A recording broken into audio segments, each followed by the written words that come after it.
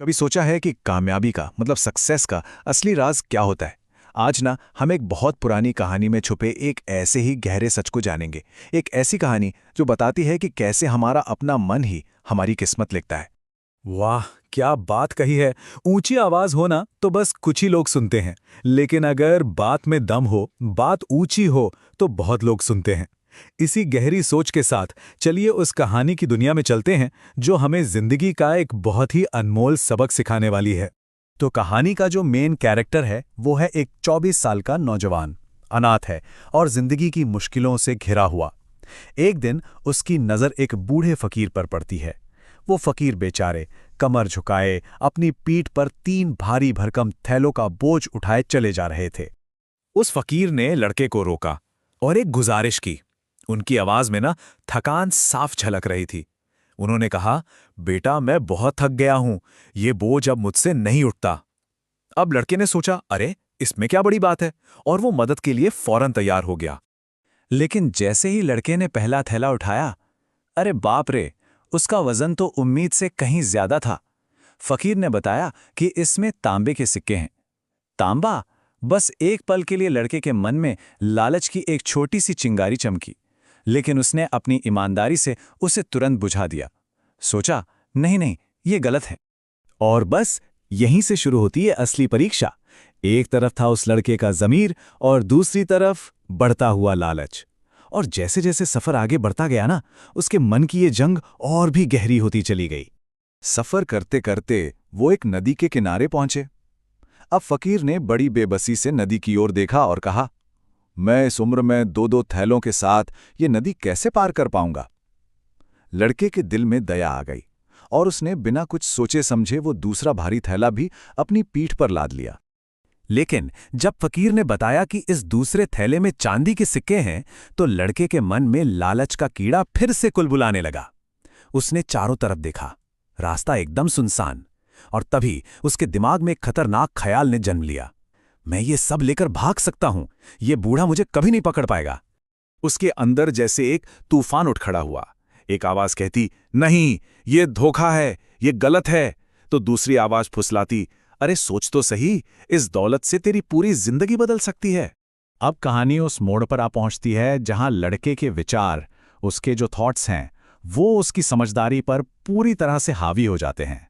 लालच का सैलाब जैसे उसकी सोचने समझने की शक्ति को ही बहा ले जाता है। आगे का रास्ता और भी मुश्किल था। एक सीधी खड़ी पहाड़ी। फकीर बेचारे हांफते हुए बोले कि अब तो उनसे एक कदम भी नहीं चढ़ा जाएगा। फिर उन्होंने अपना आखिरी थैला लड़के को थमाया और धीरे से फुसफुसाकर कहा, इसमें सोने के सिक्के हैं। सोना, ये शब्द सुनते ही लड़के का सारा कंट्रोल, सारा विवेक जैसे भाप बनकर उड़ गया।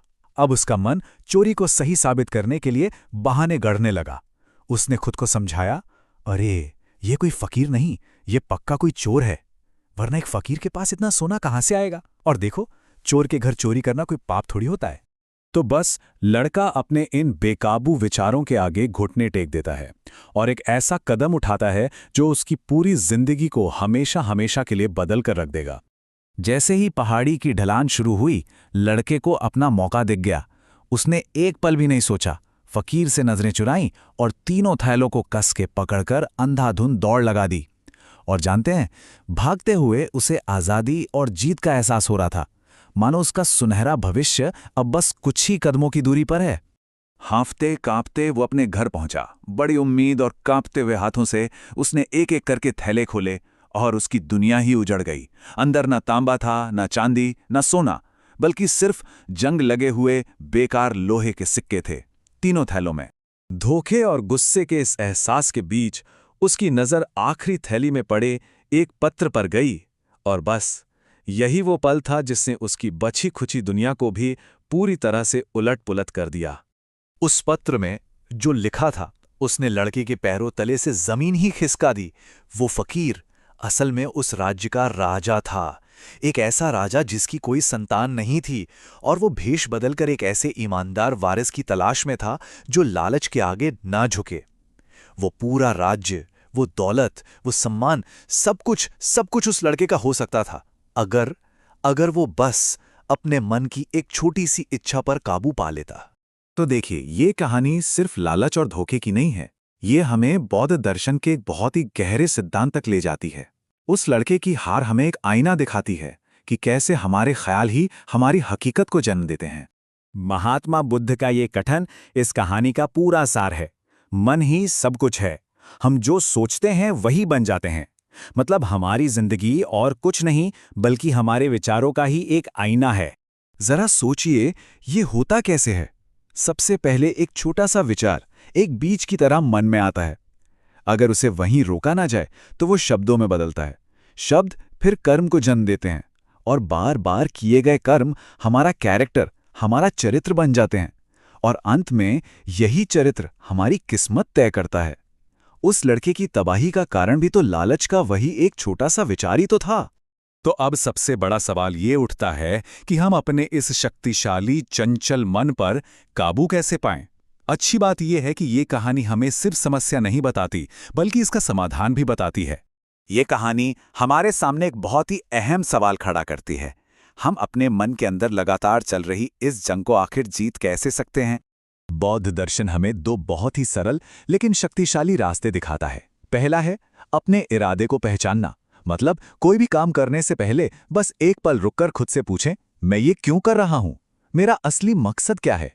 और दूसरा, सजगता का अभ्यास, यानी अपने विचारों के तूफान में बहने के बजाय एक शांत दर्शक की तरह उन्हें आते जाते देखें।